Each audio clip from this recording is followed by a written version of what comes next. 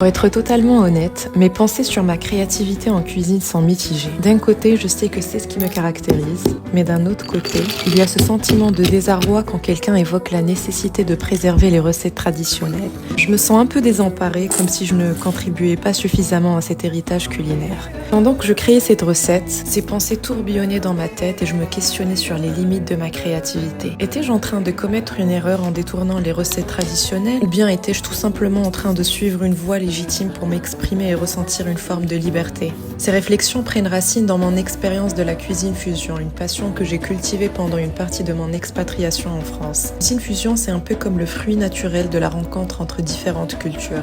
C'est là où les saveurs se mélangent, où les recettes traditionnelles prennent parfois une nouvelle tournure. En pensant à tout cela, je me remémore les pâtisseries marocaines à la menthe que j'ai longtemps snobées. Mon père avait l'habitude de me dire « Attends de grandir, tu vas les apprécier davantage ». Et maintenant, je réalise que le temps a passé, que j'ai un peu vieilli et que j'apprécie vraiment ces saveurs. L'amande, ingrédient emblématique de la cuisine marocaine mais aussi italienne, trouve sa place dans mon dessert du jour. Jawhara, une pastille au lait, avec une touche rappelant des pâtes italiennes, caramella, sous forme de bonbons.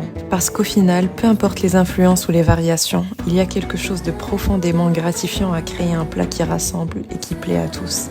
Aujourd'hui, ce plat incarne à la fois la tradition et l'innovation, et cela me procure une immense joie de l'avoir revisité.